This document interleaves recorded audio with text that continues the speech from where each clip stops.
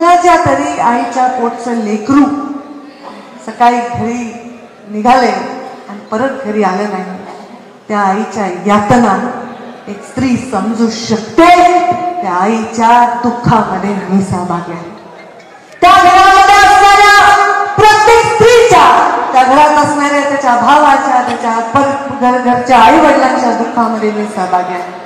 आज अशी परिस्थिती परत बीड जिल्ह्यामध्ये येऊ नये हीच मी ईश्वरचरणी वैद्यनाथाच्या चरणी प्रार्थना करते आणि मुंडे साहेबांच्या चरणी प्रार्थना करते. अशा परिस्थितीशी लढण्याची सक्षमता आणि शक्ती ही माझ्या लोकांमध्ये.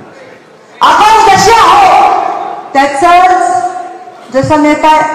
आता मी मोठी बहीण आहे, मी बाबा जसे करायचे तसे करायचे. बाबा असे मागे पाठीला हात घेऊन चालायचे, तशीला अर्धे लेकरे या परेळीमध्ये आमच्या लाकऱ्यामध्ये. हो रे राजाई, लाकऱ्यामध्ये हो राहू, तुझा मुलगा दाखवत होता त्या दिवशी बाबा कसे चालते. त्यांनी तर साहेबांना पाहिलंच नाही. आमचा सचिन आहे लाकऱ्याचा, त्याची मुलगी साहेबांसारखं चालून दाखवत. आज या राज्यामध्ये मुंडे साहेबा जसा नेता आहे, जसा कार्यकर्ता आहे, तसाच खाली कार्यकर्ता तयार होत असतो. आपल्या कार्यकर्त्यांवर आम्ही आयुष्यामध्ये चांगले संस्कार करायचा प्रयत्न केलेला आणि माझ्या कार्यकर्त्यांकडून, माझ्या जवळच्या माणसाकडून कोणालाही नख सुद्धा लागलं नाही पाहिजे ही माझी अपेक्षा. माझ्या लोकसभेनंतर सुद्धा मी आवाहन केलं, मन मोठं ठेवा. निवडणुका येतात आणि जातात. निवडणुकीमध्ये एखादा माणूस आपल्या विरोधात काम केलं म्हणून त्याच्या जीवावर उठायचं काही कारण नाही. पुढच्या निवडणुकीमध्ये बदल होत असतात. लोक भ्रमात जातात, लोक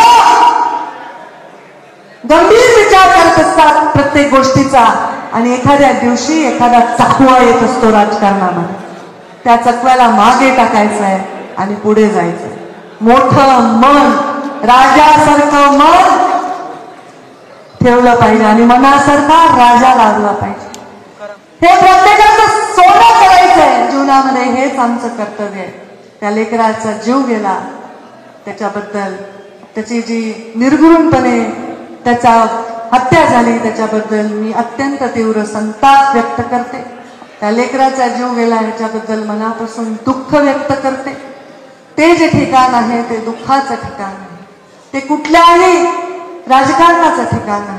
पोटातून मनापासून मी त्या लेकराचा जीव गेला ह्याच्याबद्दल दुःख व्यक्त करते.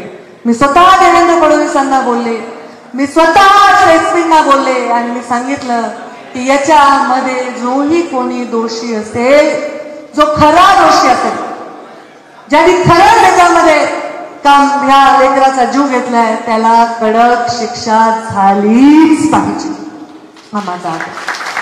आज मी त्या लेकराला श्रद्धांजली वाहते.